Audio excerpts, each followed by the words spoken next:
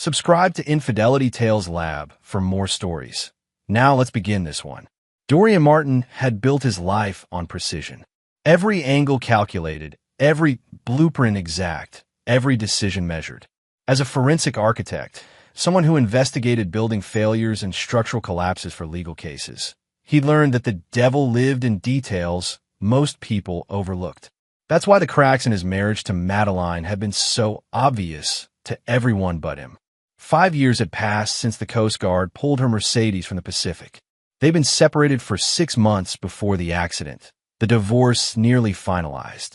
The investigators ruled it suicide. Her note, her depression, the deliberate trajectory off Mulholland Drive. They never found her body, but the ocean had swallowed plenty of secrets before. Now, at 44, Dorian had finally decided to take his first real vacation since her death. His associate, Everett Pratt, had practically forced him onto the plane to Costa Rica. "You need this," Everett had said, his weathered face serious. "You've been a ghost yourself, Dorian. Working 90-hour weeks, sleeping in your office. Madeline's been gone 5 years. It's time to live again." So Dorian had hired Percy Cologne, a 23-year-old grad student recommended by Everett's daughter, to house-sit his Pasadena craftsman. Percy seemed responsible, pre-med, needed the money, had good references. The kid had a key, instructions for the plants, and Dorian's number for emergencies only.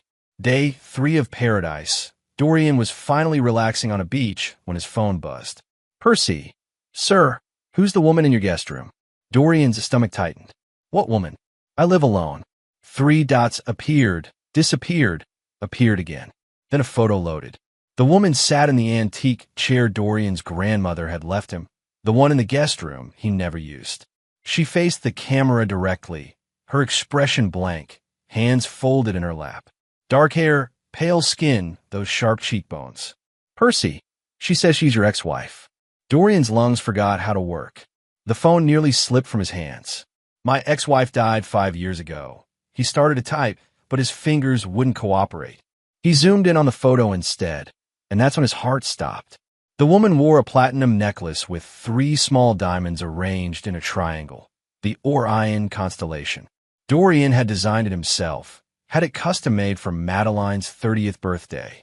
She'd been wearing it the night she drove off that cliff. The police had included it in the list of her personal effects, supposedly lost in the ocean. But there it was, catching the afternoon light streaming through his guest room window. He zoomed in further, his hand shaking. On her left wrist, the scar from the childhood bike accident she'd told him about on their 3rd date, shaped like a crescent moon. This was impossible. This was Madeline. Dorian's call to Percy went straight to voicemail. He tried again, and again. On the 4th attempt, a woman answered. "Hello, Dorian." That voice, smoke and honey, exactly as he remembered. "Who is this?" He forced steadiness into his tone, though tourists around him had started to stare. "You know who this is." A pause. "Did you miss me?" "Madeline died 5 years ago. I attended her memorial service." "Did you, though? Or did you just stand in the back for appearances, relieved I was finally gone?" Her voice carried a bitter edge. "You never actually loved me, Dorian. You loved your work, your precious buildings, your reputation." "Where's Percy?" "The boy? He's fine. Locked in your garage. Quite safe. I need to borrow your house for a while. We have unfinished business, you and I." Dorian's mind raced through scenarios, variables, angles. If Madeline was alive, everything he knew was a lie. The suicide, the investigation, the insurance payout he'd donated to mental health charities. But more importantly, if she'd faked her death, she hadn't done it alone. "What do you want?" "I want what was stolen from me. I want what I'm owed." She paused. "Come home, Dorian. Come home and face me. Or I start taking things from you, piece by piece, starting with this very nice house." The line went dead. Dorian booked the next flight back to LAX, his mind constructing and deconstructing theories. During the layover in Mexico City, he called Everett Pratt. "I needed to pull every file we have on Madeline's death. Everything. The police reports, the Coast Guard investigation, the insurance paperwork." "Dorian, what's going on?" "She's alive, Everett. Madeline's alive, and she's in my house." Silence. Then, That's impossible. I saw her. She's wearing the necklace I gave her. She has Percy locked in my garage. Dorian watched travelers rush past. Someone helped her fake that suicide. Someone with resources, connections, someone who knew how to game the system. You think this was planned? From the beginning? 5 years ago, right before she died? What was happening with my business? He heard Everett shuffling papers. You just won the Riverside Tower contract. $60 million. Your biggest project yet. And Madeline filed for divorce 2 months before that contract was signed. California is a community property state, Everett said slowly. If you'd finalized the divorce, she'd have been entitled to half of everything, including any income from contracts signed during the marriage. But if she died before the divorce was final, she'd get nothing. The assets would stay with you. Everett's voice hardened. Dorian, if she faked her death, that's insurance fraud. Faking a police investigation, possibly conspiracy. But if she's back now, she wants what she thinks I owe her. But Everett, here's what doesn't make sense. Why wait 5 years? Why come back now? Maybe she's broke, or desperate, or Everett stopped. When does the statute of limitations run out on the insurance fraud? 5 years in California. Dorian felt the pieces clicking into place. She waited until she couldn't be prosecuted, but she can still be charged with breaking and entering, kidnapping Percy, which means she doesn't plan to stay alive this time either, Dorian finished. She's not just here for money. This is revenge. Dorian's plane touched down at LAX at 11 p.m. He didn't go home. Instead, he drove to the downtown office he shared with Everett, a converted warehouse in the Arts District. Everett had pulled everything. Folders covering the conference table, his laptop displaying police reports and news articles. At 61, Everett Pratt looked like a retired boxer who discovered reading glasses. Thick-framed spectacles perched on a twice-broken nose. Gray hair buzzed military short. I found something, Everett said without preamble. Look at the timeline. He pointed to a printed calendar. Madeline filed for divorce in March 2020. You won the Riverside contract in April. She died in May. But look at this. He pulled up a bank statement. 2 weeks before her death, she withdrew $80,000 cash from her joint account. Never found. Police assumed she spent it or it was lost. But that's preparation money, Dorian. Money to disappear with. Dorian studied the documents. What about the car? Her Mercedes? Purchased 3 months before her death. Paid in cash. The VIN on the car they pulled from the ocean matched, but Everett's finger moved to another document. The body shop records show she had front-end damage repaired 2 weeks before the suicide. But the car they recovered had no previous damage. She switched the VIN plates. Looks like it. Which means somewhere there's another Mercedes, probably scrapped or sold overseas. Dorian sat back. This level of planning required help. Serious help. Who else knew about the Riverside contract before it went public? You, me, and Vaughn Gregory. The name landed like a stone in still water. Vaughn Gregory, Dorian's former business partner, the man who'd brought the Riverside deal to the table. They dissolved their partnership 6 months before Madeline's death, a bitter separation over Vaughn's gambling debts and reckless business decisions. Vaughn knew Madeline, Dorian said quietly. He met her at our wedding, stayed friendly with her even after the partnership ended. Everett pulled up another file. Vaughn declared bankruptcy 8 months after Madeline's death. Lost his house, his car, everything. But he turned the laptop. 3 years ago, he suddenly rebounds. New car, new office in Century City. Started a construction consulting firm. Where'd he get the money? That's the question, isn't it? Everett leaned forward. Dorian, if Vaughn helped Madeline fake her death, if they were working together, then they planned to come back for the money eventually. But something went wrong. Dorian stood, pacing. Maybe they had a falling out. Maybe Vaughn kept the money. Maybe. His phone buzzed. A text from an unknown number. Tomorrow. Noon. Come to your house alone, or Percy dies. We need to talk about your debt to me. M. Followed by another photo. Percy, bound and gagged in Dorian's garage, looking terrified but unharmed. I need to go in prepared, Dorian said. Everett called Crystal Romero. The private investigator? Best in the city. If Madeline's been alive for 5 years, She's left a trail. Crystal can find it. Dorian checked his watch. And I need to modify my house before tomorrow. Modify it? I'm a forensic architect, Everett. I know exactly how buildings fail. Dorian's smile was cold. Time to engineer one very specific failure. Crystal Romero arrived at Dorian's office at 3 a.m., looking irritated and alert in equal measure. At 36, she'd made her reputation tracking down insurance fraudsters, cheating spouses, and embezzlers.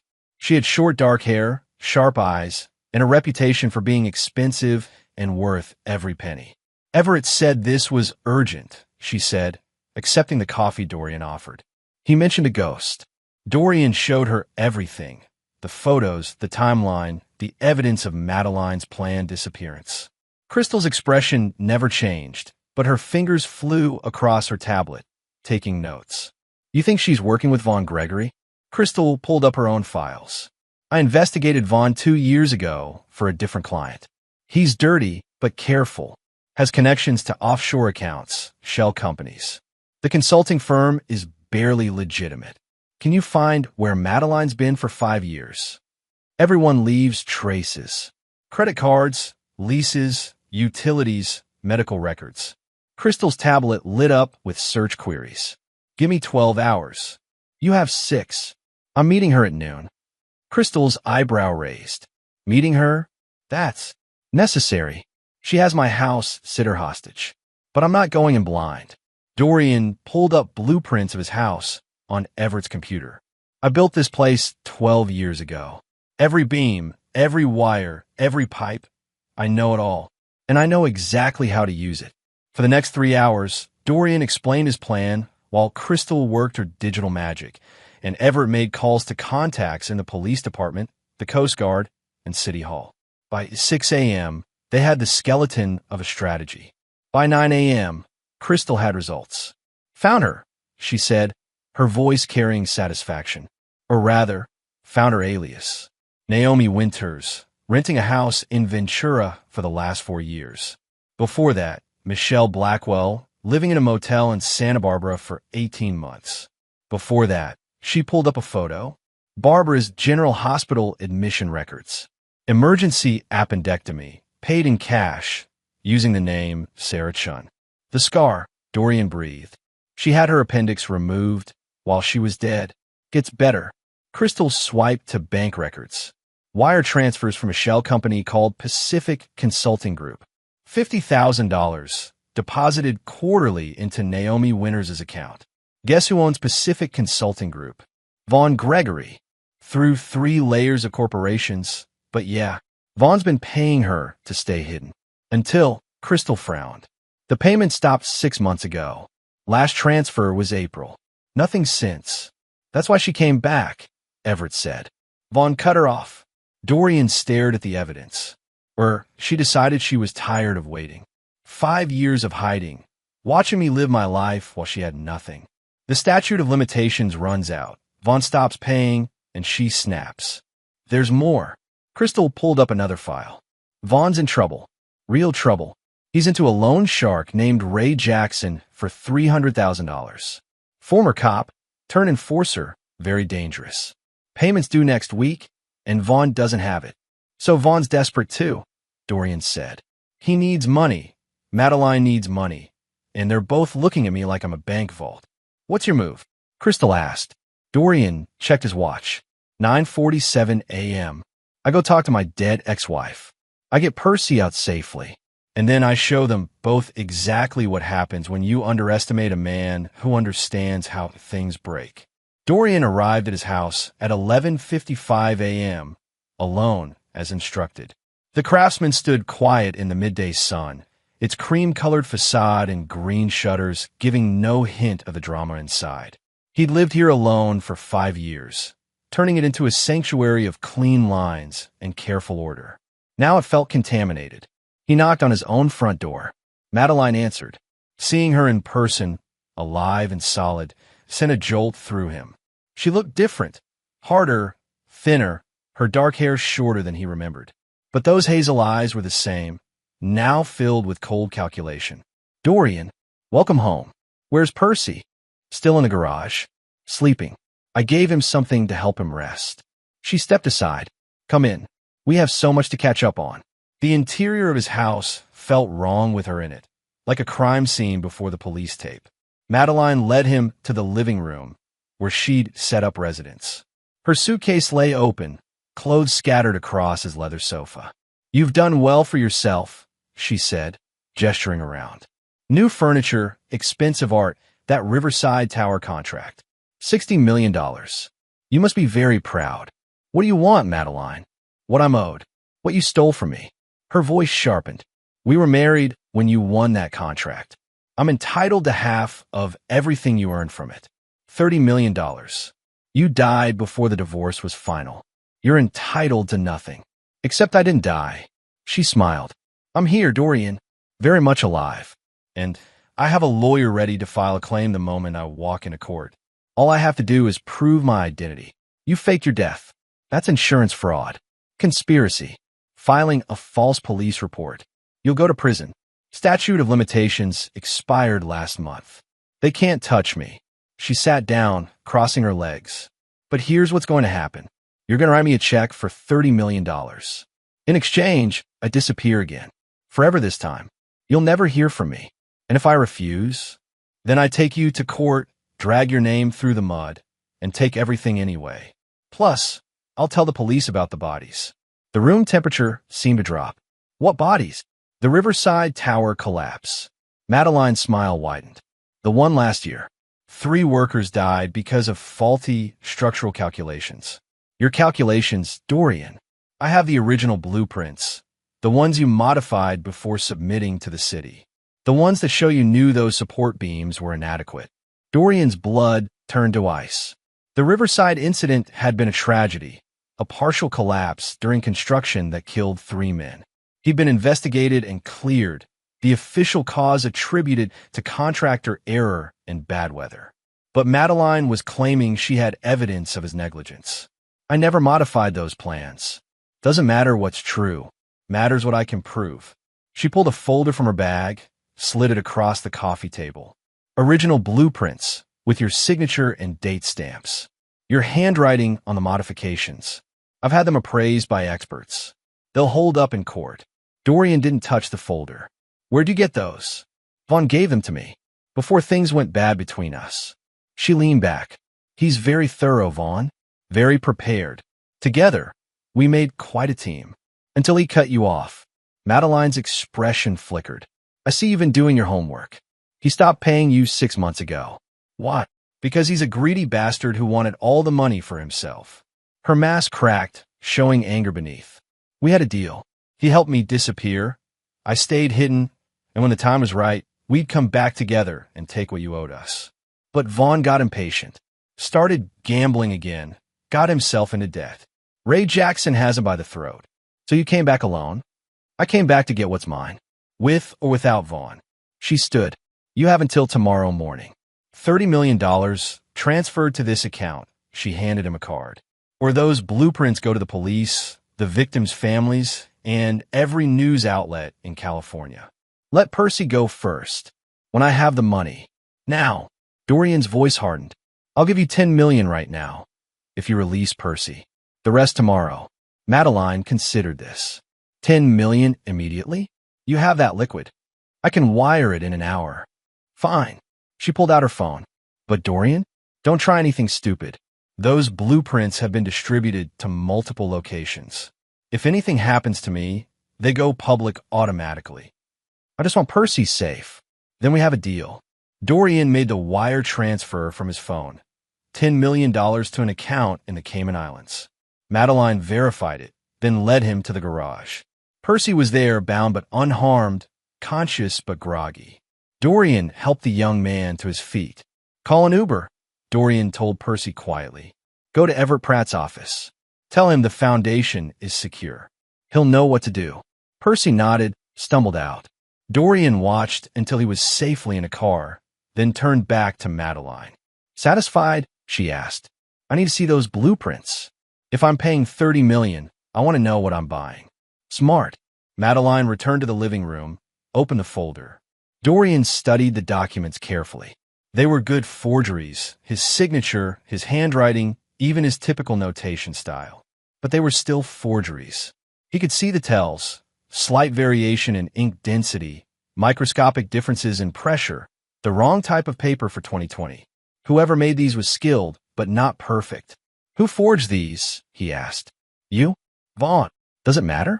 They'll fool a jury. Actually, they won't. Dorian set them down. Because I know something you don't. Oh, those support beams in the Riverside Tower? I didn't design them. Vaughn did. Dorian pulled up files on his phone. When we dissolved our partnership, part of the agreement was that I'd get the Riverside contract, but Vaughn would handle the structural engineering for the lower levels. It's all in the contract, all documented. If those beams fail because of bad calculations, that's Vaughn's responsibility, not mine. Madeline's face went pale. You didn't know that, did you? Dorian continued.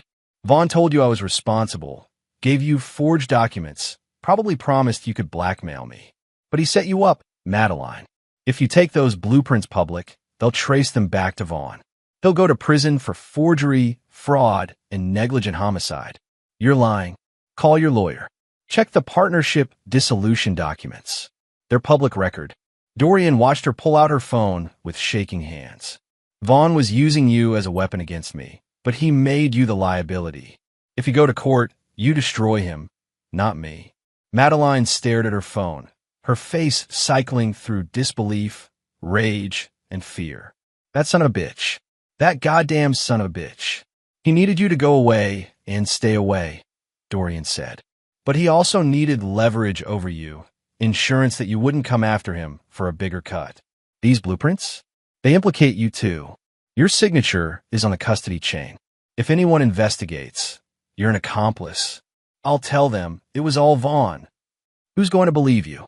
The woman who faked her death and hid for 5 years. Dorian sat down. Face it, Madeline. Vaughn played you, just like you tried to play me. She sank onto the sofa, the fight draining out of her. For a moment, she looked like the woman he'd married. Vulnerable, lost, human. Then her eyes hardened again. What do you want? The truth. All of it. Why'd you fake your death? When did you and Vaughn start planning this? Madeline laughed bitterly. You really don't know? God, Dorian, you were so buried in your work, you never saw it. Vaughn and I started our affair 2 years before your partnership ended. Before you won the Riverside contract. The words hit like a physical blow. You cheated on me with my business partner. You were cheating on me with your blueprints and your calculations and your perfect buildings. At least Vaughn paid attention to me. She looked away. When you and Vaughn dissolved the partnership, he came to me with a plan. I'd file for divorce, drag it out, and then die before it was finalized. You'd keep the money, feel guilty, donate some to charity to ease your conscience. Meanwhile, Vaughn and I would disappear, start over somewhere new with the money he'd hidden from the partnership. But he never planned to go with you. No, he kept me on a leash, pay me just enough to stay quiet, promising we'd be together once things cooled down. But he was gambling again, borrowing from Ray Jackson, burning through the money. Her voice cracked. 5 years I waited. 5 years in cheap rentals and cheaper motels, dyeing my hair, using fake names, watching from a distance while you lived my life. You did this to yourself. Maybe, but you're not innocent either, Dorian. You're cold. You're obsessed with your work. The front door exploded inward. 2 men rushed in, one tall and lean with graying temples, the other built like a concrete wall with dead eyes. Dorian recognized them from Crystal's files, Vaughn Gregory and Ray Jackson. Vaughn held a gun. Well, isn't this cozy? Vaughn said, pointing the gun at Dorian. The happy couple reunited. Madeline jumped to her feet. Vaughn, what the hell are you doing here? Protecting my investment. Vaughn moved further into the room, Ray Jackson flanking him. You think I wouldn't monitor that Cayman account? $10 million just appeared. I got curious. That money is mine, Madeline hissed. Everything is mine. The plans, the money, you. Vaughn's handsome face twisted into something ugly. I own you, Maddie. I've always owned you. You're the dead woman who came back to life. Literally the perfect puppet. Invisible, deniable, trapped. Ray Jackson spoke for the first time, his voice like gravel. Vaughn, the money. Right. Vaughn gestured with the gun. Here's how this works. Dorian transfers everything, all 30 million, into my account. Then we clean up our loose ends. Loose ends? Dorian remained seated. Projecting calm, he didn't feel. You and Maddie both. Sorry, but you become liabilities. Maddie came back too soon, got too greedy. And you? He pointed the gun at Dorian's chest. You're too smart. You've already figured out too much. Can't risk you going to the cops. I'm not going to the cops. No, you're not. Because you'll be dead. Vaughn smiled. Murder-suicide. Dorian's ex-wife returns from the dead. He snaps, kills her, kills himself. Very tragic, very believable, and very convenient. Madeline backed toward the kitchen. Vaughn, we can work this out. Stay where you are. Vaughn swung the gun toward her. Ray, secure her. Ray Jackson moved with surprising speed, grabbing Madeline's arm and forcing her down into a chair. She struggled, but the man was immovable. You're insane, she spat.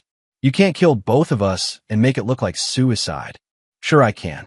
Dorian's been under stress. The Riverside investigation. His ex-wife mysteriously returning. He was volatile, unstable. It'll sell. Vaughn turned to Dorian. Phone. Now. Make the transfer. Dorian pulled out his phone slowly. The account number? Vaughn rattled it off. Dorian's fingers moved across the screen, his mind racing. Everett and Crystal knew his plan, knew he was meeting Madeline. Percy had escaped with the code phrase. The trap was set. He just needed to survive long enough to spring it. Done, Dorian said, showing Vaughn the confirmation screen. Vaughn checked his own phone, his eyes lighting up. 30 million. Beautiful. He looked at Ray. We're good. Do it. Ray pulled out his own gun, pointing it at Madeline. Sorry, lady. Nothing personal. Wait. Dorian stood. You're making a mistake. Really? How's that? Ray Jackson, right? Former LAPD, turned loan shark. You're here because Vaughn owes you $300,000. Dorian kept his voice steady. But Vaughn just got 30 million. What makes you think he's going to pay you? Ray's eyes flickered toward Vaughn. Don't listen to him, Vaughn said quickly. Ray, we have a deal. Do you? Dorian pressed. Or is Ray another loose end? After all, he's witnessed you committing murder. He knows about the fraud, the forgeries, all of it. The moment you don't need him anymore, you'll cut him loose. Just like you did with Madeline. Ray's gun shifted slightly, now pointed between Dorian and Vaughn. Ray, I'm offering you $300,000 to kill them both, Vaughn said. That's our deal. But I'm offering you $10 million to kill him, Dorian countered. And all the evidence I've compiled on Vaughn's crimes. Everything he's done. You turn him over to the police, you're a hero. Plus, you get the reward money from the insurance companies for solving Madeline's fake death. He's lying. Vaughn swung his gun toward Dorian, finger tightening on the trigger. The lights went out. The darkness was absolute. Dorian had designed it that way. Blackout curtains on every window, no ambient light, no emergency LEDs. He'd spent the night before installing wireless relays on his electrical panel, tying them to an app on his phone. One tap, and the whole house went dark. Gunshots exploded in the blackness. Vaughn firing blind, screaming. Ray Jackson shouting. Madeline crying out. Dorian dropped and rolled, his hands finding the edge of the sofa, his mental map of the room perfect. He'd lived here for 12 years, walked these floors in darkness countless times. He knew every step, every obstacle, every corner. Vaughn didn't. More shots. Breaking glass. Dorian heard someone fall. Heavy, probably Ray. He crawled toward the kitchen, toward the drawer where he'd left a flashlight and something more useful. Lights. Vaughn screamed. Turn on the fucking lights. Dorian reached the kitchen, found the drawer by touch, grabbed the flashlight and the nail gun he'd placed there this morning. Industrial strength, the kind used in construction, loaded with 3-inch galvanized nails. He clicked on the flashlight, aimed it at Vaughn's face. Vaughn spun, bringing up his gun, but Dorian fired first. The nail gun popped, compressed air and projectile, and Vaughn screamed, his gun hand erupting in blood as a nail pierced through his palm. The gun clattered to the floor. Dorian kicked it away, then swept the flashlight around the room. Ray Jackson was on the floor, unconscious, a bleeding wound on his head where he'd apparently run into the sharp corner of Dorian's slate coffee table. Madeline was pressed against the wall, her eyes wide with terror. Vaughn cradled his ruined hand, whimpering, "You shot me. You fucking shot me. That's a nail gun, not a gun. Dorian kept the light on Vaughn. Important distinction for the police report. I'm just a homeowner defending myself with construction equipment. Sirens wailed in the distance, growing closer. Vaughn started. Percy went to Everett's office with a code phrase. Everett called Crystal. Crystal called the police. Dorian picked up Vaughn's gun carefully, using his shirt to avoid fingerprints. Everything that happened here was recorded, audio and video. I installed cameras in every room last night, small, hidden, streaming to a cloud server. Every word you said, every threat you made, every confession, all recorded. Vaughn's face went ashen. The police are getting anonymous tips right now, Dorian continued. About your shell companies, your offshore accounts, the forged blueprints, Ray Jackson's loan sharking operation, and Madeline's fake death. By tomorrow, every agency from the FBI to the IRS will be tearing your life apart. You can't. I already did. Dorian looked at Madeline. You're going to prison too. Fraud, conspiracy, attempted extortion. But you might get a deal if you testify against Vaughn. I want a lawyer, Madeline whispered. Smart choice. The police burst through the front door, flashlights and guns sweeping the room. Dorian carefully set down the nail gun, raised his hands. I'm the homeowner, he called out. Dorian Martin, these three broke into my house. The man on the floor is Ray Jackson, wanted for loan sharking. The man with the injured hand is Vaughn Gregory. He has $30 million of stolen money that just appeared in his offshore account, and he's holding a gun illegally. The woman is Madeline Martin, my supposedly dead ex-wife who faked her death 5 years ago. The lead officer, a woman with sergeant stripes, looked at him like he'd grown a second head. Sir, we're going to need you to explain that again. Slowly. I have everything documented. Video, audio, financial records, witness statements. Dorian lowered his hands as more officers secured the scene. But I'm going to need my lawyer present for the full statement. Your lawyer? Everett Pratt. He's on his way. The legal proceedings took 6 months. Vaughn Gregory pleaded guilty to fraud, conspiracy, attempted murder, and 24 other charges. He got 25 years in a federal prison. Ray Jackson took a deal, testifying against Vaughn in exchange for reduced time. 15 years. Madeline Martin's case was more complicated. She'd faked her death, yes, but a skilled defense attorney argued she'd been coerced and manipulated by Vaughn. The jury split on intent. She ended up with 8 years, eligible for parole in 5. The $30 million Vaughn had stolen was recovered and returned to Dorian. He donated $10 million to the families of the men who died in the Riverside collapse, not because he was legally liable, but because it was right. He put another $5 million into a foundation for structural safety research. The remaining $15 million, he kept it, invested it, and used the returns to expand his forensic architecture firm. Business was good. Turned out, when you publicly outwit a conspiracy and survive an assassination attempt, people trust you to solve their complex problems. Percy Cologne got a full-ride scholarship to medical school, courtesy of an anonymous donation. He never knew it came from Dorian. Crystal Romero got a bonus that bought her a new car and a down payment on a house in Silver Lake. She and Dorian stayed in touch, occasionally working cases together.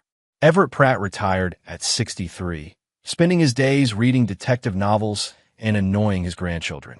He and Dorian had lunch every Thursday. On the anniversary of Madeline's arrest, Dorian stood in his rebuilt living room. He'd renovated after the shooting, new furniture, new paint, new memories. The house felt clean again. His phone buzzed. A text from an unknown number. You ruined my life. M. He deleted it without responding. Another text came through, this one from Everett. Lunch spots still good for Thursday? Dorian smiled. Absolutely. I'll bring the blueprints for your beach house. You're really designing me a beach house? You earned it. Besides, I need a project that won't try to kill me. He poured himself a whiskey, Pappy Van Winkle, the good stuff, and stepped on his back patio. The Pasadena evening was cool, the San Gabriel Mountains dark against the twilight sky. 5 years ago, he'd been a shell of himself, haunted by ghosts and guilt. Now he was whole again, stronger for having been broken and rebuilt. Architecture taught you that pressure revealed weaknesses, but it also taught you that the strongest structures were those that had been stress-tested, reinforced, and rebuilt with purpose. Dorian Martin had been stress-tested. He'd found his weaknesses: trust, isolation, obsession with work at the expense of life. He'd reinforced them with friendship, vigilance, and balance. And he'd rebuilt himself into something stronger than before. His phone buzzed again. Crystal, got a new case. Might need a forensic architect. Interested? He typed back, always. But no ex-wives this time. Can't promise that, but I can promise it'll be interesting. Dorian laughed, drained his whiskey, and walked back inside. The house was quiet, peaceful. The ghost in the guest room was gone, exorcised by truth and justice and a nail gun. Tomorrow would bring new problems, new mysteries, new structures to analyze, and people to outwit. But tonight, Dorian Martin was home, alive, and victorious. And that was enough. And there you have it. Another story comes to an end. What did you think? I'd love to hear your thoughts in the comments below. If you enjoy this story, consider joining our community by subscribing. It means the world to us. For more stories like this one, check out the recommended videos on screen. And I'll see you there.